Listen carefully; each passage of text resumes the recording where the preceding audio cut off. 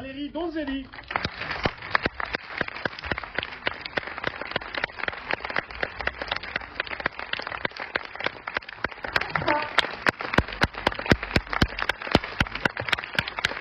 Et au passage, on remercie le distributeur, Didier Lacour, qui est au fond de la salle. À côté d'un certain Philippe Rebaud, qui est de passage, en voisin. Alors, Valérie, on est un tout petit peu contraint par le temps, donc je vais aller direct au but. Ouais. Je vais passer la parole quand même à la salle un moment. Je voudrais d'abord connaître à quel moment, toi, tu as pris connaissance du roman d'Éric Reinhardt, qui est à l'origine du film, donc L'amour et les forêts. Et du coup, qu'est-ce qui t'a retenu en lui pour en faire un sujet de film et travailler ensuite au scénario? Ok, alors moi j'ai lu le livre d'Éric en 2014, quand il a été publié. J'étais en train de tourner Marguerite et Julien. Et puis je rentrais le soir et je lisais ce livre et je le trouvais palpitant, haletant, et en même temps j'y voyais aussi des résonances avec des choses qui me parlaient et tout. Et je me suis dit, un jour, quand je serai grande, j'adapterai ce livre. Et puis voilà, après il a été le moment de le faire et voilà. Ah ouais, t'as décidé d'aller vite toi aussi. Non, mais que dire quoi. Voilà, en fait, Eric, je le connaissais parce que on avait été ensemble dans un festival. Il avait vu La Reine des Pommes et il m'avait dit j'ai adoré La Reine des Pommes. Alors j'étais très heureuse de rencontrer un spectateur de La Reine des Pommes. Et puis on était devenus un peu amis et tout. Et puis quand son livre est sorti, je l'ai acheté naturellement parce que je le connaissais. J'avais déjà entendu parler de lui, mais je connaissais pas le sujet du livre. Et puis je l'ai lu, et puis voilà, je me suis beaucoup identifiée à cette héroïne qui s'appelle Bénédicte Ombre d'Âne, et non Blanche Renard. Donc moi j'ai rebaptisé tout le monde comme pour les faire renaître, parce que dans le livre, en fait, Bénédicte Ombre d'Âne, elle meurt. Et donc quand j'ai lu ce livre, j'ai vu, je sais pas, une espèce de...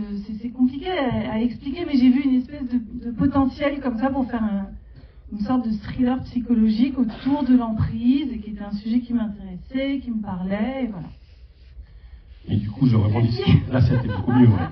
Du coup, l'emprise, les pervers narcissiques. Oui, alors pas les pervers narcissiques, parce que les pervers narcissiques, d'ailleurs, dans le livre, c'est pas du tout, on n'en parle pas du tout comme ça, parce que moi, je sais pas ce que c'est qu'un pervers narcissique. Pour moi, c'est un truc un peu de magazine, tout ça. Enfin, non, ça raconte surtout l'histoire d'une femme qui...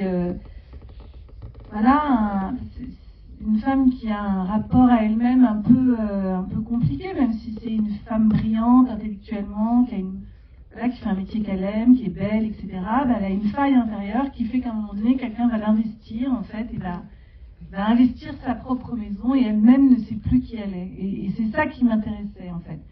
Et cette chose-là, ça s'appelle pour moi la maladie, mais qu'est-ce que c'est exactement? C'est quelqu'un qui aime cette femme comme un trophée, c'est quelqu'un qui n'a pas assez confiance en lui-même, c'est quelqu'un qui se confronte à sa possession, à sa violence, à sa domination. Enfin, je ne sais pas si c'est ça un pervers narcissique, mais en tout cas, moi, ce qui m'intéressait, c'était de raconter le rapport de domination dans une relation de couple. Alors, ça peut exister ça peut être une femme sur un homme, ça peut exister dans le travail, dans l'amitié, n'importe quoi. Il se trouve que dans le livre d'Éric, c'est raconté comme ça. C'est-à-dire que c'est un homme qui pourrit la vie de sa femme, quoi, qu'il aime, mais qui l'emprisonne, qu'il aime mal, qui est malade, quoi. Et contrairement au livre, tu choisis de ne pas aller jusqu'au féminicide, alors que par ailleurs, c'est un sujet... Ah oui, parce que moi, je voulais que mon livre, que mon film, en tout cas, ce soit une issue positive.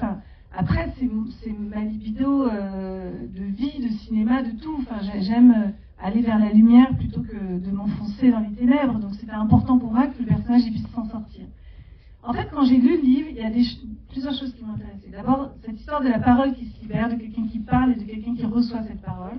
Dans le livre, c'est l'écrivain qui reçoit en fait une lettre de fan comme ça qui lui dit, je sais pas, vous l'avez lu le livre ou pas? Tu les engueules pas s'ils répondent non. Alors je vais vous raconter très rapidement, et vous pourrez aller l'acheter parce qu'il est assez différent du film, mais vous pourrez vous faire votre avis. Parce que là, en plus, il est ressorti du livre. Donc voilà. Donc en gros, c'est l'écrivain, c'est Éric Reinhardt. Voilà, il reçoit un jour une lettre de fan qui lui dit oh là là, monsieur, votre dernier livre a changé ma vie. Il faut absolument que je vous rencontre. Ça m'a bouleversé, etc. Il dit oh là là, elle est un peu bizarre celle-là et tout. Il a pas envie. Puis elle lui renvoie une lettre et dit si, je vous en supplie, je viens à Paris la semaine prochaine, il faut absolument que je vous vois, votre livre a bouleversé ma vie, m'a sauvé la vie, etc. Alors elle dit bon, cette Bénédicte Ombre d'Âne, quand même, elle écrit bien et tout, donc je vais la rencontrer. Donc ils se rencontrent au café, et là elle lui raconte en fait que son mari a écouté une émission de radio qui lui a dit qu'il était malade, qu'il s'était reconnu, comme dans le film, en fait, il fait une espèce de mea culpa, et il lui dit, voilà, il faut que tu m'aides, tout le monde dit que le seul moyen pour les victimes de s'en sortir, c'est de partir, me quitte pas, je t'en supplie, me quitte pas, aide-moi. Et en fait, là, elle raconte qu'elle vit un cauchemar depuis qu'elle est avec lui, et qu'elle s'est sentie tellement dépossédée de son propre rôle de victime qu'elle a eu besoin de faire quelque chose de totalement fou, c'est comme ça qu'elle le dit dans le livre, hein, d'avoir une aventure avec quelqu'un coûte que coûte, etc. Et elle rencontre le fameux, alors moi je l'ai appelé David dans le livre, je sais plus comment il s'appelle, enfin bref, un mec dans le livre qui est antiquaire, qui fait du tir à l'arc et tout, c'est très très romancé, c'est une grosse partie du livre. Et puis quand elle rentre, il commence à lui dire où t'étais, en fait tu m'as trompé, machin, nanan, comme dans le... Et il la harcèle, elle finit par devenir à moitié folle-dingue, elle va à l'hôpital psychiatrique, elle rencontre des tas de gens, et puis après, voilà. Et elle lui raconte tout ça au personnage d'écrivain, et après elle dit, bon bah salut, je rentre chez moi. Et il dit, mais vous n'allez pas rentrer chez vous là, avec votre mari fou et tout. Il dit, mais c'est ma croix, c'est comme ça, etc. C'est pas grave, écoutez, voilà. Mais heureusement, grâce à vos livres, j'arrive à vivre et tout ça. Et puis après, elle le rappelle, il reste un peu en contact, puis après elle le rappelle, elle dit, ah là là, excusez-moi, j'ai dû donner votre numéro à mon mari, parce qu'en fait j'ai une aventure avec un homme, excusez-moi, en fait, là, puis je dis, mais elle est complètement folle, cette fille, donc il coupe les ponts avec elle, et puis il y a une ellipse, il écrit un autre livre, et là il lui envoie son livre, et puis il reçoit inconnu à cette adresse, il fait des recherches, et il s'aperçoit qu'elle est morte. Et là il se dit, merde, qu'est-ce qui s'est passé et tout, il est un peu culpabilisé, puis il découvre que sur l'avis de décès, il y a une femme qui a le même nom qu'elle, et tout, il fait des recherches, puis il découvre qu'elle a une sœur jumelle, et donc il va la voir, elle habite à Limoges, elle est esthéticienne, elle ne ressemble pas du tout. Et là, la sœur raconte toute l'histoire de sa sœur, mais de son point de vue à elle. Et elle raconte que sa sœur, en fait, elle est morte d'un cancer, et que ce cancer, c'est son mari qui lui a fabriqué, qu'en fait, même sur son lit de mort, il était encore en train de la harceler, etc. Enfin, un truc vraiment horrible. Donc, le livre est très dur, quoi. C'est vraiment une descente aux enfers. Personne n'est rattrapé, c'est très dur. Et moi, c'est vrai que j'avais envie que Blanche Renard, elle s'en sorte, et donc, je ne voulais pas qu'elle meure. Mais je voulais garder l'idée de la parole qui se libère et de celui qui l'écoute. Je voulais garder l'idée des sœurs jumelles que je trouvais hyper belle parce que je voulais faire un film mental qui soit vraiment dans la tête de cette héroïne de Blanche Renard. Voilà. Si j'ai bien compris, mais j'ai lu en diagonale. Dans la vraie vie, elle n'est pas vraiment morte. Et du coup, ensuite, elle lui a renvoyé un courrier en disant qu'elle lui avait confié un texte d'une 20aine de pages et que du coup, elle l'a accusé de plagiat. Mais ah non, pas du tout. Alors, l'histoire, c'est pas ça. Vas-y, raconte. Je vous raconte, mais bon, c'est pas ça. Ah oui, vite fait, comme ça, en parenthèse. Non, c'est Éric Renard qui fait une signature dans une petite ville de Provence, je ne sais plus laquelle. Et là, il est à la gare, et là, il y a la sœur, une dame qui vient le voir, qui fait, vous êtes monsieur Renard, et tout, il dit oui, il faut que vous écriviez l'histoire de ma sœur. Alors il dit, bah, moi j'adorais écrire l'histoire de votre sœur, mais pour écrire l'histoire de votre sœur, il faudrait qu'on ait du temps. Et tout. Elle dit, bah, je prends le train avec vous. Et elle lui raconte l'histoire de sa sœur. Et lui, il a retranscrit dans le livre, qui est écrit du coup d'une façon complètement différente de la première partie du livre. Et quand il a entendu ça, il a dit, ah ben c'est là, j'ai mon roman, je vais tuer, je vais lui mettre une jumelle, machin, nana.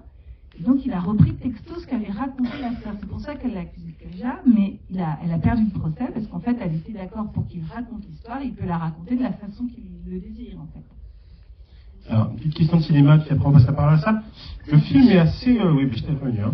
Le film est assez jouissif par ailleurs, parce qu'il y a un vrai plaisir de cinéma assez ludique, qui ne nous prépare pas nécessairement à ce que la tension se mette en place, y compris parce que le début est comme ça très solaire, assez joyeux, la complicité physique et intellectuelle entre les deux fonctionne quand même très très rapidement. Tu choisis de créer des ellipses comme ça qui mettent en place très très vite le couple, on y croit, tout ça. Oui. Tournée en pellicule, si j'ai bien compris, pour cette première partie. Oui, la première partie, oui, elle est tournée en pellicule. Et très vite, il y a un certain nombre de jeux avec le cinéma et la mise en scène. Par exemple, il y a cette conversation de la mère à la machine qui alterne en contre-champ les deux sœurs en alterné, et du coup, pendant que tu es en chant sur la mer, tu changes la lumière de la lumière blanche ou jaune à la lumière rouge pour introduire l'une ou l'autre des sœurs. Ensuite, tu vas faire un jeu avec les miroirs pour introduire des personnages hors champ, notamment Roman Bouranger. Il y a un truc comme ça très très ludique dans la manière de travailler le film, qui a à voir aussi avec un rapport au conte de fées, qui n'étonne pas compte tenu de tes films précédents, mais qui pourrait détonner un tout petit peu ici par rapport au sérieux du cas que tu traites, si j'ose dire. Pourquoi c'était important d'avoir ce contrepoint-là, féerique, et du coup d'introduire cette dimension ludique? Alors, parce que moi, ce que je ne voulais pas, c'était faire un film à sujet, faire un film qui soit ultra réaliste, sur un sujet sérieux, etc. J'avais besoin que le film il soit presque expérimental, qu'on le ressente en fait physiquement, qu'il soit sensoriel, qu'on soit vraiment dans la tête de cette femme, qu'on étouffe avec elle en fait. Et donc ça passe par, à mon sens, mais c'est très subjectif quoi, mais ça passe par des choses organiques presque, par la mise en scène, par la lumière, par l'image, par le son, par tout ça. Enfin, et donc le film, c'est un ensemble de choses, mais je voulais que le film il soit vraiment mental en fait. Je sais pas comment expliquer ça. C'est aussi lié au choix de la maison pour le coup, parce que oui, mais en fait, pour moi les films c'est une espèce d'équation à résoudre quoi. Donc pour moi il y a une cohérence entre cette maison. Quand je l'ai visitée, j'ai vu la mise en scène, j'ai vu où j'allais mettre la caméra, j'ai vu qu'elle pouvait pas s'échapper avec ces espèces d'estrades, ces paliers où elle n'avait pas d'endroit pour s'isoler. Enfin, c'était je sais pas, ce film il s'est fait comme ça en fait, il s'est fait avec une espèce d'intuition qui était connectée à mon cœur et à ma tête. Et dans ces cas-là, je crois qu'on fait les choix qu'il faut pour un film. Qui pose la première question? J'ai désigné quelqu'un. Oui.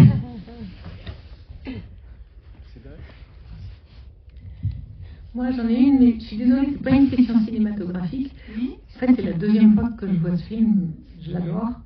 Et j'en ai discuté il n'y a pas longtemps avec des amis, sur ma voisine. Et parmi les convives, il y en a un qui a dit quelque chose qui m'a profondément dérangée. Il a dit une relation toxique, comme ça se fabrique à deux. Mais alors, à revoir le film, j'ai remarqué une chose que je n'avais pas remarqué la première fois, c'est que la toute première scène, quand ils se rencontrent, elle lui demande ce qu'il boit, il dit de l'eau, et elle boit dans son verre. C'est hyper intime. Ouais. Je me dis, c'est pas complètement un inconnu, mais c'est quelqu'un, c'est pas un proche non plus. Oui, mais je crois que parfois on fait des trucs comme ça. Oui. Quand on a envie de quelque chose, on devient très vite, je sais pas, on dépasse. C'est des choses qu'on contrôle pas forcément. Je crois qu'elle en a envie de cette histoire. Mais quand on dit que les relations comme ça se fait à deux, c'est vrai. C'est-à-dire que c'est aussi parce que elle n'arrive pas à dire ce qu'elle ressent en fait. Elle est dans une incapacité à le faire parce que elle a aussi de l'appréhension, parce qu'elle a peur de sa réaction. Enfin, c'est une espèce de truc de vase communicant comme ça. Et c'est ça qui était intéressant dans l'idée des sœurs jumelles, c'est qu'on voit bien qu'avec Rose, par exemple, ce problème avec lui ne fonctionnerait pas. On voit bien que ça ne marcherait pas comme ça. Mais Blanche, peut-être qu'elle a besoin de comprendre un système pour le dépasser, en fait. C'est vraiment une sorte d'affranchissement de Blanche Renard. C'est son chemin pour s'affranchir de quelque chose. Merci. Pour autant, tu n'as pas autant réellement choisi de creuser les failles antérieures au récit qui pourraient expliquer en des termes psychologiques les raisons pour lesquelles l'emprise est possible. Oui, parce que le film, pour moi, il n'est pas psychologique, il est presque animal, en fait. C'est quelque chose de... tout le monde est un peu dans un déni, donc on ne va pas commencer à rentrer dans l'explication psychologique du chemin de Blanche Renard, etc. C'est son histoire. Pourquoi est-ce que... Oui, elle lui dit, t'aimes l'amour, est-ce que t'aimes vraiment, en fait, t'aimes l'idée de l'amour, mais est-ce que toi t'aimes vraiment l'autre, est-ce que tu le fais exister, en fait. C'est-à-dire qu'en ne rentrant pas dans le conflit avec quelqu'un, c'est aussi une façon de faire disparaître, c'est aussi une façon de dire, en fait, tu n'existes pas, t'es une projection de ce que je peux faire de toi. C'est aussi violent d'une certaine façon. Après, ça n'excuse pas du tout son comportement. Parce qu'on peut aussi être comme ça et être avec quelqu'un qui ne réagit pas comme ça. On peut avoir des appréhensions à dire des choses sans être avec quelqu'un qui va abuser de nous, elle est quand même tombée sur un fou. Voilà. Quand même. Vas-y.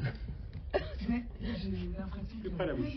Une phrase de Rose qui dit à sa mère oh oui, mais elle a tellement besoin d'être aimée, ou quelque chose comme ça, que bon, elle accepte un peu n'importe quoi. Enfin, c'est pas ça qui a été dit, mais c'était Non, ça que j'ai ressenti. elle dit pas qu'elle accepte n'importe quoi, elle dit elle aime tellement l'amour.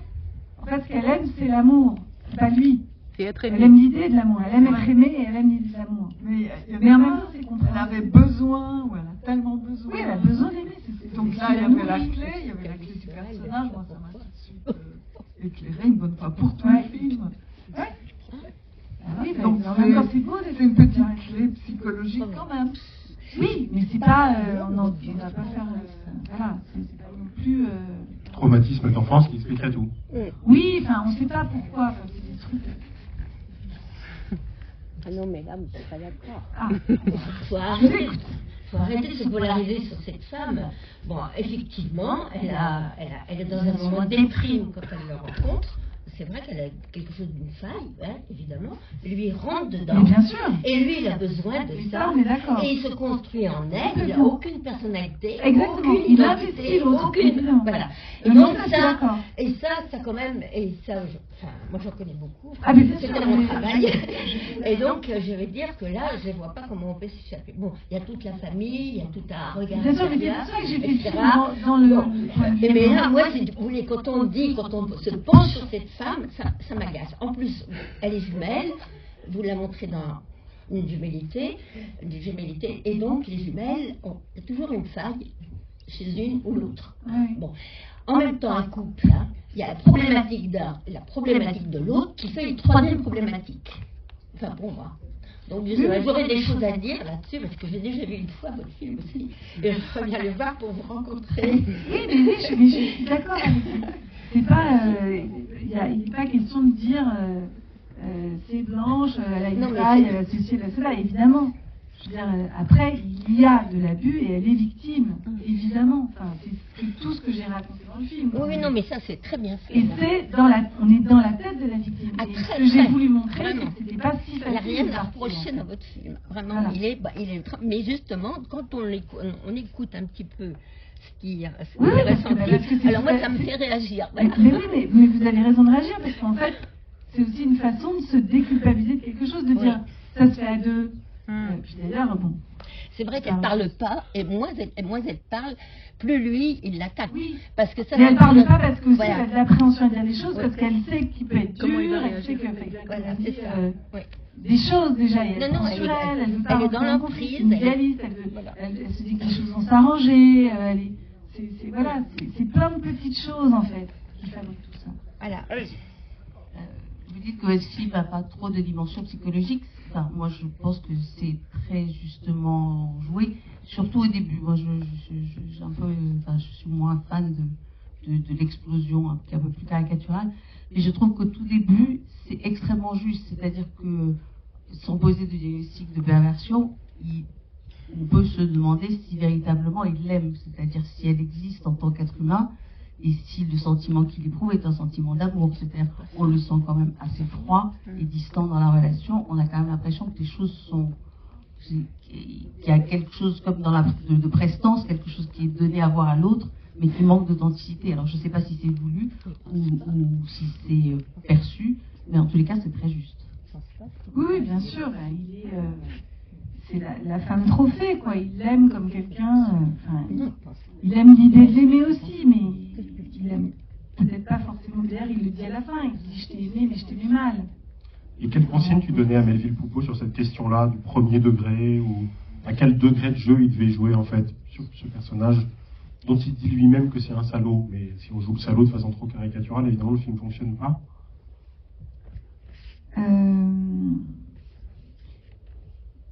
Je faisais assez confiance à Melville. Je trouvais qu'il est quand même très intelligent. Il avait compris le personnage, etc. Donc, je lui disais d'être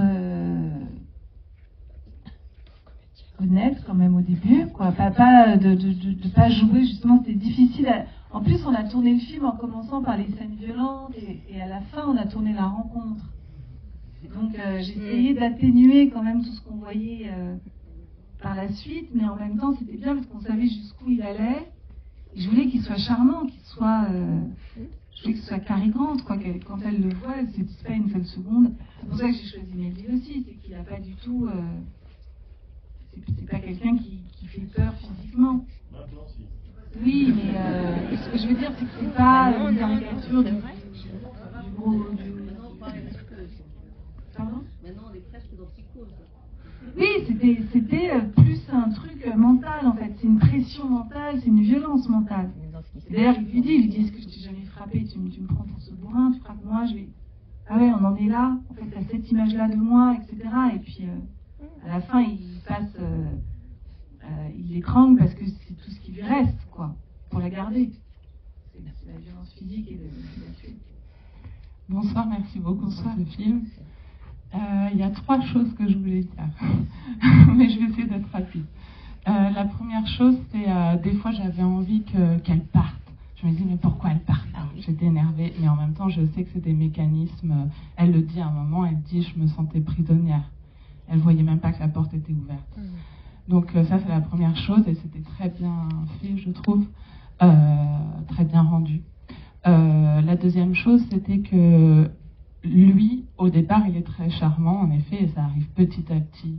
Et donc c'est aussi ce mécanisme-là qui est en jeu. Et la dernière chose, je ne sais pas si c'est voulu ou pas, mais j'ai trouvé qu'il y avait beaucoup de doubles.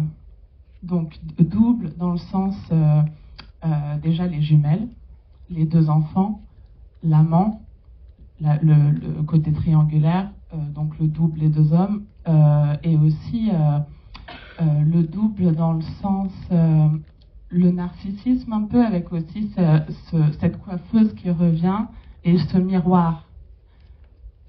Et se regarder dans ce miroir, et enfin voilà, il y a aussi quelque chose dans le narcissisme et la recherche dans l'autre de l'amour qu'on a besoin de combler.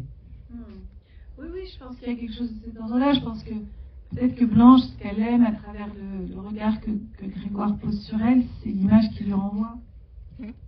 Donc ça, c'est évidemment lié à une forme de blessure narcissique et qu'il la répare narcissiquement de quelque chose. De quoi, qu'est-ce qu'elle a vécu, tout ça, on ne sait pas. Mais donc oui, ça joue là-dessus. Après, je me suis pas dit, il faut que le film soit comme ci, comme ça. Moi, quand je fais des films, il y a à la fois une forme de contrôle et en même temps un grand lâcher-prise quand même. Donc il y a beaucoup de choses très inconscientes aussi. Ma monteuse, elle dit que j'ai mon inconscient bandoulière quand je fais des films. J'ai commencé à faire des films en faisant de la psychanalyse, donc je dépose des choses dans les films comme ça, et je pense qu'on peut voir ma vie à travers mes films en fait. Donc voilà, donc je me dis pas tiens je vais faire ci, je vais faire ça. C'est à la fois très réfléchi et en même temps je pense que les films ils sont un peu plus forts que nous, il faut les laisser les écouter. C'est un peu, j'ai un rapport un peu oui, j'ai l'impression que c'est un peu des êtres vivants, quoi. Donc je les écoute, et puis voilà. Donc il y a des choses que je maîtrise, bien sûr, mais il y a des choses que je maîtrise pas forcément. Donc voilà, après on se retrouve avec des histoires de double, des histoires de voilà. J'aime quand les films ils sont traversés par une forme de mystère, quoi. Ça, c'est un petit peu le mystère du film, tout ce que vous racontez. Mais non, pas du tout, au contraire. Bonsoir, tout d'abord bravo. Il y a un bel, je trouve qu'il y a une grande amélioration formelle. Enfin, parce que moi j'ai vu La Reine des Pommes. Il y avait déjà des questions de double dans La Reine des Pommes. Bravo, donc voilà, avec les félicitations. Oui, pour revenir sur les questions de forme, comment s'est procédé le choix des comédiens de second rôle? Parce que j'ai reconnu Bertrand Belin, enfin tout le monde l'a reconnu. Il m'a semblé reconnaître François Rollin. Oui. Oui. Oh là là. Et Virginie Ledoyen, oui. Et comment ça s'est fait? Parce qu'ils convoquent toute une image aussi, ils viennent avec leur bagage. Quand on voit Bertrand Belin, on sait que c'est quelqu'un qui aime les mots, qui est séduisant. Bien sûr. D'ailleurs, elle le dit, j'ai choisi quelqu'un qui était sensible aux mots et à moi, j'ai le droit de dire ça. Donc c'est vrai que Bertrand Belin, c'est quelqu'un qui aime les mots, c'est quelqu'un qui... Pour moi, je trouve qu'il a une forme de timidité. J'ai l'impression que les gens timides sont jamais vraiment méchants. Donc je trouvais que c'était, voilà, même si c'était un homme dans la forêt, comme ça, que très vite, à partir du moment où elle allait ouvrir la bouche, on allait savoir qu'elle n'était pas en danger. Après, pour les autres personnages, je voulais que Virginie, elle soit entourée de grandes actrices, qui moi, avec lesquelles j'ai grandi, qui sont des femmes qui ont tourné avec de grands metteurs en scène, qui ont pratiquement toutes eu des Césars, enfin voilà, des grandes actrices, quoi. Et je trouvais que ça rééquilibrait les choses et que c'était pas la star d'aujourd'hui avec des seconds rôles. Je voulais qu'elle ait des femmes en face d'elle qui soient du même niveau de jeu. Et je trouve que ça rééquilibre un peu les choses dans le film. Donc, c'est pour ça qu'il y a toutes ces actrices autour d'elle. Que ce soit Nathalie Richard, Dominique Raymond, bien sûr, Marie Rivière qui était l'égérie de Romer, la Romane, Virginie Le Doyen, voilà, Monsieur, allez-y.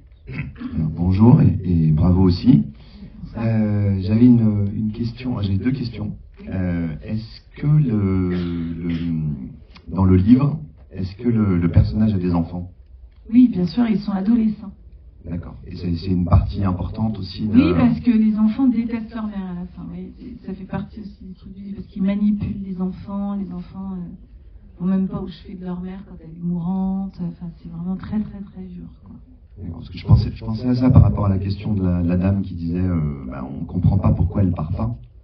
Mais il y a les enfants, quoi. Ça, c'est tout le problème. C'est-à-dire qu'après, l'emprise passe par les enfants. C'est-à-dire que même quand elle en est détachée, on est sûr que par les enfants, il y a des choses qui vont se passer et qui vont se pourrir, quoi.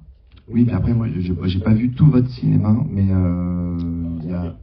c'est pas bien, oui, il faut que je me rattrape. J'ai fait des progrès. Oui, en plus, mais non, est-ce que je me rappelle de La guerre est déclarée, la série Mona et Séphine. Et j'ai l'impression qu'à chaque fois, quand même, dans votre cinéma, il y a un truc avec les enfants. En même temps, c'est la joie et le plaisir, et en même temps, c'est un truc qui parfois nous emprisonne aussi, quoi, d'une certaine manière. Ouais, alors moi, j'ai pas trop eu ça dans ma vie, par exemple, parce que j'ai commencé à faire des enfants, des films en même temps. Mes enfants m'ont jamais empêché de faire quoi que ce soit. Mais en revanche, les enfants, c'est sérieux, quoi. Je pense on n'est pas pareil quand on a des enfants et quand on n'en a pas. C'est-à-dire que d'un coup, on est capable de pouvoir donner sa vie pour ses enfants, quoi. Enfin, moi, je sais que quand j'ai eu des enfants, c'est ce que je me suis dit. Je me suis dit, je pourrais donner ma vie pour qu'ils puissent vivre. Et s'il y avait, je pense qu'il n'y a pas beaucoup de relations où on est capable de ça. C'est d'un coup, on découvre une sorte d'amour inconditionnel. On a peur pour eux. On veut les protéger. Donc, je pense que c'est quelque chose qui emprisonne dans le sens affectif presque. Et quand on est dans des situations de couple comme ça, forcément qu'on est prisonnier parce qu'on a les enfants, parce qu'on est lié par ces enfants, parce qu'on ne veut pas les faire souffrir, donc on cache des choses. Et dans le film, c'est clairement montré comme ça, quoi. D'ailleurs, elle peut partir parce qu'elle a réussi à les isoler, à les extraire de la cellule toxique et pouvoir les rejoindre après. Et puis je pense que ce qu'elle fait à la fin du film, c'est-à-dire de porter plainte, etc., quand on a des enfants, porter plainte contre le père de ses enfants, je pense que c'est insoutenable à faire. Enfin, j'imagine les femmes dans ces situations, c'est extrêmement violent, extrêmement difficile. Enfin, voilà. Oui, allez-y. On prend les deux dernières. Pardon, oui, moi je me suis juste posé la question de la responsabilité plus large, plus commune. C'est-à-dire qu'elle a quand même une relation très très intense avec sa sœur, avec sa mère aussi. Ils ne sont pas du tout détachés. Et il y a une absence totale de... elle se rend compte de rien, absolument rien. Il n'y a pas de questionnement, il n'y a pas de... Elle n'essaye pas d'envahir cet espace-là, elle ne se questionne pas du tout là-dessus. Non, mais parce que le film, il est un petit peu construit comme des ellipses, sur des ellipses aussi. Donc en fait, ce qu'on voit, c'est que les moments de la relation toxique. Ouais. Donc, à un moment donné, elle s'isole, mais il y a par exemple, quand elle dit « je suis tombée enceinte de mon deuxième enfant », le plan d'après, les enfants ont 7 ans. Donc on ne va pas raconter toute la dégringolade, où on en est avec la famille, etc. On imagine que ça s'est fait petit à petit, on imagine que le lien, il s'est... Pardon, mais c'est moi qui me suis mal exprimée. Ce que je voulais dire... Il y aura une deuxième chance avec mes Pardon. Je me suis mal exprimée. Ce que je voulais dire, c'était... alors c'est peut-être par rapport au roman, c'est pas une adaptation, voilà. Mais il y a une responsabilité familiale aussi, je trouve, dans les situations comme ça. C'est-à-dire qu'il y a... Oui, mais quand on ne sait pas, quand on ne dit pas que ça va pas, enfin, on peut pas non plus le savoir. Ah oui. Et quand on met, c'est une certaine distance.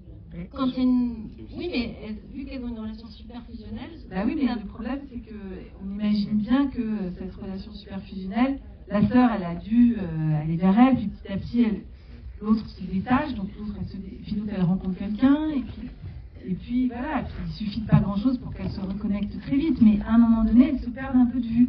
Et c'est ce que ça raconte quand elle décide d'aller la voir, quoi. Donc elles sont là, elle va lui montrer des photos, elle se raccroche à des trucs de famille, mais en fait, tout est faux là-dedans, quoi. Elle voit bien elle sait plus qui est sa sœur.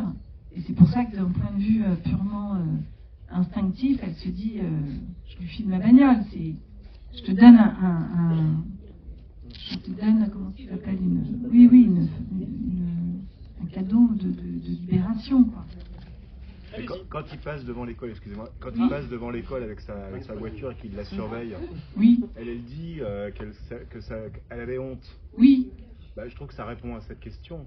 C'est-à-dire si bien sûr, après on est enfermé dans la honte. On ne veut pas en parler à sa famille, on ne veut pas en parler à ses proches. C'est horrible d'être... Parce qu'il est ridicule, ce personnage. Enfin, oui, et puis elle aussi, elle a honte d'elle, elle a honte de ne pas réussir à lui dire arrête, elle a honte de...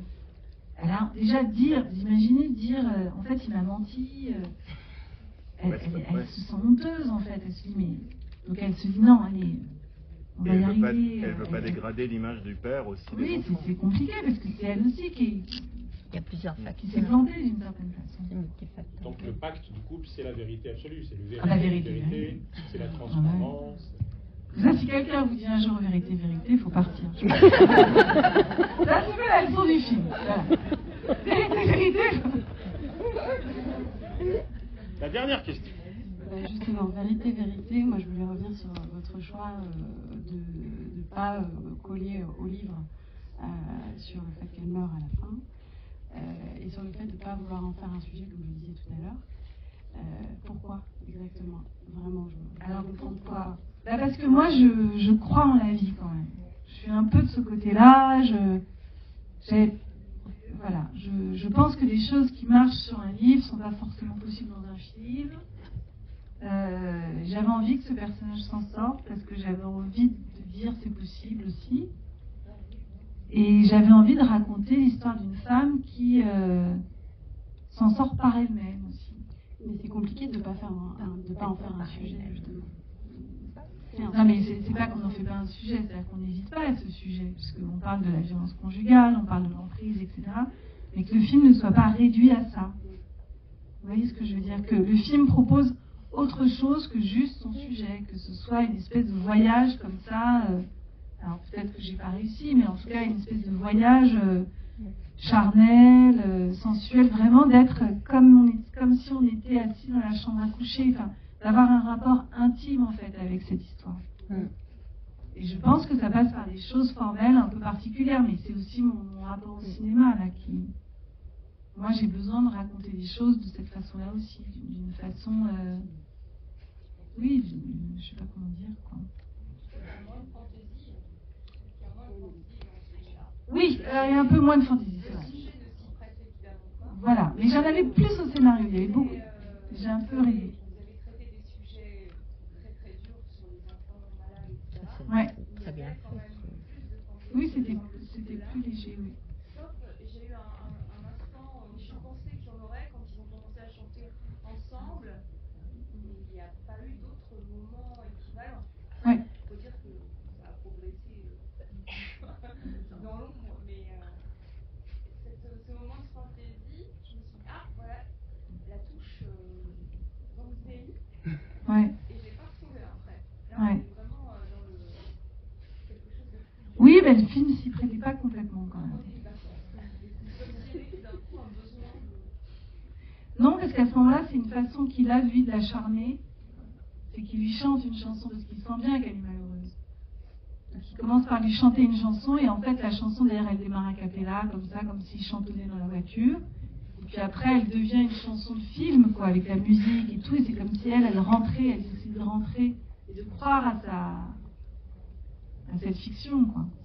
Ça a à voir avec ton traitement du son d'ailleurs, parce que tous les coups de fil, par exemple, sont oui, très forts. Ah bah oui, la voix est en direct, on joue pas du tout l'idée du téléphone et tout ça. Enfin, petit à petit, ça s'éloigne. Allez, la vraie dernière. Là. Je suis désolée. La dame, là. Dernière question. Alors déjà, juste pour être très court, j'ai beaucoup aimé le film. Merci. Et après, non. Et là, il y a une dame là, qui a demandé je avant. voulais juste savoir, en tant que réalisatrice, vous, dans votre relation amicale, si je puis dire, avec l'auteur, comment est-ce que lui, il a reçu, avec Éric Renard, oui. Comment il a reçu votre film? Est-ce qu'il l'a vu se faire? Et est-ce que les différences de votre alors, je vais vous répondre. Alors en fait, Éric, il m'a dit, quand je lui ai dit que je voulais adapter le livre et tout ça, donc il était d'abord content parce qu'on en avait déjà parlé, puis les droits étaient pris, puis ils n'étaient plus pris, puis à un moment donné, c'était possible de le faire, donc on a dit on y va. Et Éric, je lui ai dit, est-ce que tu veux écrire avec moi et Audrey? Il a dit surtout pas, je veux que vous puissiez vous approprier le livre comme vous l'entendez, etc. Ce que je veux surtout, c'est que vous réussissiez le film. Enfin, je veux, moi, que vous fassiez un beau film, quoi. Et donc, moi, je l'ai vraiment pris au mot, et donc, quand on a travaillé, j'ai dit, bon, alors, le personnage de l'écrivain, qu'est-ce qu'on en fait? On le garde pas, non, on le garde pas, c'est pas pratique. Ça, et vraiment, on a disséqué le livre comme ça, en gardant des choses qui nous intéressaient. J'ai dit, alors moi, Pénélope Tourane, c'est pas possible, c'est pas du tout cinématographique. Bon, déjà, on la rebaptise, en plus, je veux qu'elle revive. Donc, elle va s'appeler Blanche Renard, lui va s'appeler comme ci, comme ça, etc. Et puis, on fait le scénario, et puis on l'envoie à Éric Renard, et j'ai appris il y a pas longtemps, quand il a lu le scénario, il s'attache, il était, comme ça, genre, on a baptisé les personnages, j'ai disparu, enfin, en fait, il était hyper vexé. Enfin, pas vexé, mais il était un peu meurtri, quoi. Et puis petit à petit, il était tellement pris par le scénario qu'il s'est... Voilà, au final, il était très content. Et pour lui, c'est vraiment un film qui reste fidèle à son livre, tout en lui ayant mis un coup une espèce d'hypercute au bouquin aussi, mais il adore le film, il en est hyper fier, voilà. Ouais, pardon? Qui a parlé? C'est moi, j'ai dit, il publie des messages tous les 2 jours sur le film. Ah ouais, je sais pas, moi j'ai que Instagram. D'accord. On va tricher, on va prendre une toute dernière question. Mais hors de la salle pour le délai. D'accord. Merci beaucoup, en tout cas moi aussi j'ai adoré le film. Et j'ai trouvé que c'était d'une grande liberté en tant que réalisatrice, notamment au niveau des couleurs. Et je me suis beaucoup posé la question des couleurs pendant tout le film. J'avais l'impression qu'il y avait un message caché avec les couleurs, avec le bleu, le orange. Et je voulais savoir si ça avait été des choix de mise en scène sur le tournage ou s'il y avait eu beaucoup de travail après, pendant le montage. Très intéressant. Alors, non, en fait, c'est un rapport avec le chaud-froid, quoi, l'espèce de sensation d'être à la fois proche et en même temps loin. Enfin, comme on est dans ce genre de situation, dans ce genre de relation, on a toujours un truc où on n'est pas confortable, quoi. On a toujours une appréhension. D'un coup, c'est sensuel, puis après, c'est froid, puis après, c'est... Donc, il y a un rapport comme ça à l'image. Et en fait, tous les effets, moi, quand j'ai travaillé avec Laurent Tanguy, j'ai dit, moi, je veux que le film... Je voulais carrément que le film soit beaucoup plus expérimental que ça. Je voulais qu'on travaille sur la pellicule, je voulais qu'on gratte la pellicule, qu'on fasse des trucs, le film qui se déchire et tout. Puis en fait, j'avais pas les moyens. J'ai vite abandonné cette idée, mais je me dis, voilà, je veux que le film, on ose des choses qu'on n'oserait pas forcément. Faut pas qu'on ait peur, quoi. Faut pas qu'on ait peur de l'objet. En fait. Et donc, tout ça, ça a été fait pendant le tournage. En fait, en post-production, il n'y a rien eu. À part de renforcer un peu des choses. Mais non, on a travaillé avec des filtres. Donc, quand l'image elle est verte, elle est verte. L'image, je ne peux pas la rendre autrement que verte. Ou bleu, bah, elle est bleue. Après, lui, il faisait des lumières complètement dingues. Mais moi, j'ai adoré faire ce film. C'est vraiment le film que j'ai aimé faire passionnément. Je ne me suis jamais sentie aussi heureuse dans un film que celui-ci. Et j'ai vraiment travaillé, je crois qu'avec Laurent, on a fait une espèce d'enfant divin, comme ça on ne se parlait pas, on se comprenait. Et j'étais, Laurent, vas-y, mais si, mais ça, oui, super, vas-y, des petits reflets, des petits visuels, vas-y, rajoute des filtres, enfin, on a fait comme des... On s'est vraiment amusé à se faire peur, quoi. Et en fait, c'est ça que je trouve génial avec le cinéma, c'est que c'est de la triche tout le temps, le cinéma, mais quand on est sur des endroits aussi durs et aussi sensibles, et que ça oblige tout le monde à être... voilà, dans une espèce de respect du travail, concentré, précis sur ce qu'on doit raconter, comment le raconter, parce que quand filmer des scènes de violence, c'est difficile. on est obligé d'être à son meilleur, quoi. On est obligé de savoir comment on va filmer cette scène, expliquer aux comédiens comment ça va être. Et il y a une espèce de concentration de travail, de bienveillance en fait, qui fait qu'on j'ai vraiment eu le sentiment de faire le film avec tout le monde et dans une idée de grande douceur aussi. Donc c'est voilà. Je sais pas pourquoi je vous dis ça en fait. Non, c'est bien pour finir la grande douceur, on a le droit. Merci beaucoup Valérie Manzali, et en vrai, on peut continuer dans la nef à la sortie, quand cette salle est libre. Ouais, en maillot de bain, ouais. Il fait moins chaud dehors par ailleurs. Merci beaucoup.